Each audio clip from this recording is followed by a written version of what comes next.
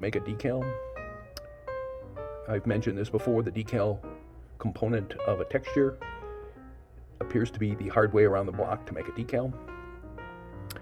You can look at another one of the videos posted here for an explanation. Let's stick a decal onto this cube. You can see it's an extrude, and what we're going to do is we're going to set the working plane. Now, one thing that has become evident to me is what you click on to set the working plane is crucial. And if we take a circle here and we have our plane set to working plane, we can click here and simply pull out.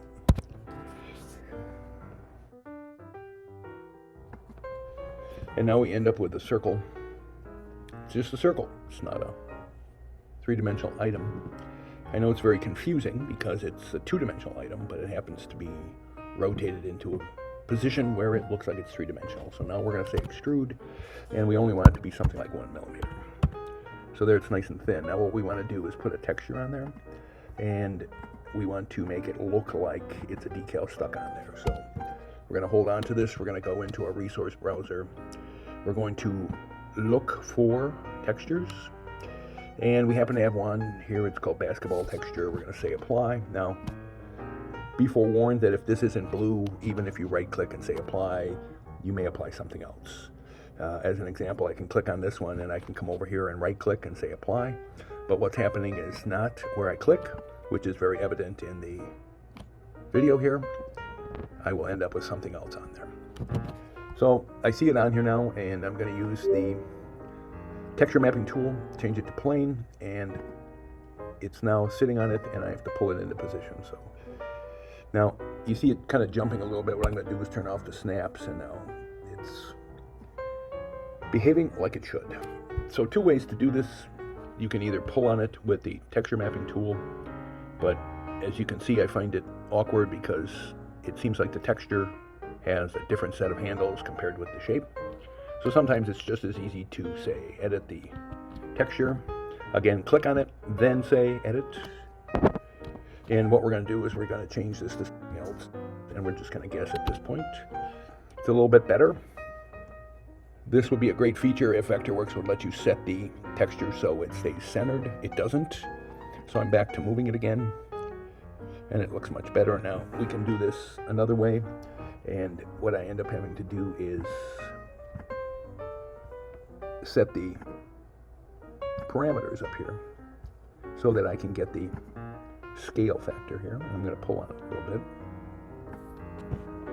and I'm going to visually make it so that it looks correct, but then I have to recenter it.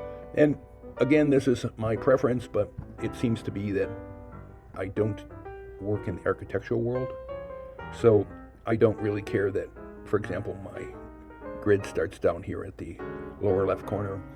But it would be fantastic if there was a checkbox that says keep shader centered. And what do I mean by that? When you are editing a texture, you can look at this, and these are each shaders. It says shader, color, reflectivity, transparency, bump. In this case, the color shader is an image. You can hold this and see the options, and if we edit, we see what we have there. So what's the takeaway to make a decal? The easiest thing to do is make a shape. In this case, the shape was a circle. We extruded it. The shape dictates. In our case, we created it on this face, and then we applied the texture onto it. The shape of this extrude is dictating what the decal looks like. Now if we go to our flyover tool and we set it for object, we can spin around and see that this is a decal applied on there. There's nothing on the backside, nothing underneath. There's a single instance. If we want to duplicate it, we could put it around the corner or on top. If you want it on every side, that's a different issue. You should make it into a texture. People seem to struggle with the decal component of the textures in VectorWorks, but the easy way to do it is to make a shape that dictates your decal and then apply a texture to it and adjust it accordingly.